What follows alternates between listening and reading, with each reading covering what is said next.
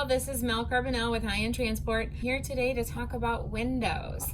And we are not talking about windows in cars, and we're not talking about windows in houses. We are talking about pickup and delivery windows. So I know it's a term that we use quite often in our industry, and sometimes people don't really understand how the window works.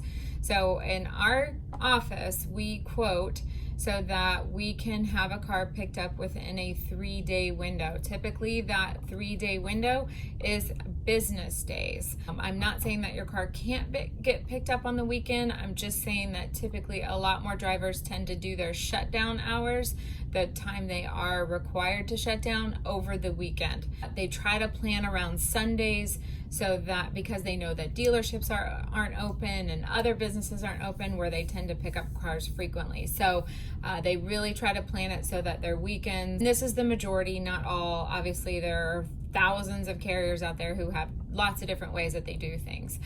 But this is what we see most frequently. So a pickup window means that your car has to be available. Let's say your pickup window is Monday, Tuesday, and Wednesday of next week. So your pickup window means that you will be able to release the car Monday, Tuesday, or Wednesday of next week. It doesn't mean you have to stay at home. It doesn't mean that you have to wait for the driver at any point. You just have to be available. They should call you 24 hours in advance. Sometimes it gets a little difficult because they are restricted on when they can use their phone and they're driving. So that part gets a little harder.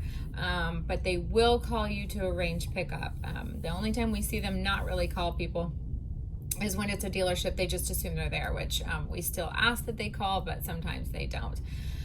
So the driver will call you to arrange, and you'll have a much better idea once they call you and let you know. What we have learned in this industry is drivers are very optimistic. They tend to have an optimistic outlook on everything, which is good. But at the same time, we ask that you know, if they say they're going to be there and deliver like 2 days before we told you they would deliver, we just ask that you take it with caution, and you understand that most tend to be optimistic, and a lot of times it winds up being around the time frame on when we originally told you. So if we told you delivery would be 5 to 7 days, and they're telling you that it's going to be 3 or 4, fantastic if they can do it. But just know that we're gonna always hold to that 5 to 7 days that we originally told you, because we know and we see the numbers and we see the statistics, so we know that we are pretty on target with the way that we quote our timelines. But hey, if it happens, it's great. I hope that it all works out and you get your car earlier. So windows are just a time window when we expect to have your vehicle picked up.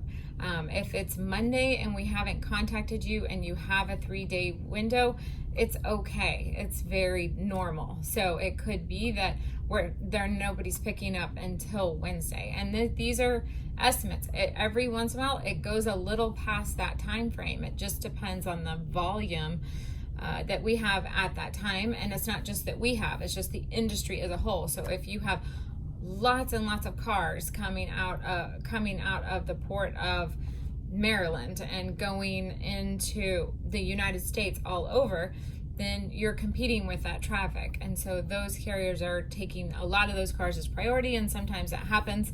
And so it's a little bit slower in the process to get vehicles picked up. So we do see that, and you just want to be aware of that whenever it's time to ship your car and with your time frames. If you have absolutes and you have to get on a plane that Thursday morning, and you know that, oh my God, I definitely, have to have this car picked up before Wednesday, then we always ask that you have a backup plan.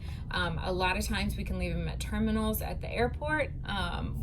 We can do things like that. We can find terminals. Sometimes you do have to pay a fee for that day by day, but we just ask maybe if you're a family member or a friend or somebody else could release the car to the driver, then that's always a good option too.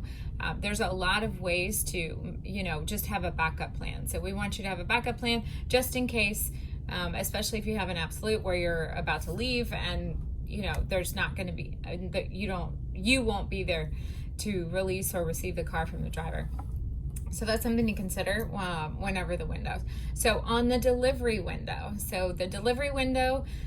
This is always the funny one we get, because we may say, oh, well, your delivery is going to happen Florida to New York in 3 to 5 days. And so we always get the comment, well, why so long? I can drive that in 2 days.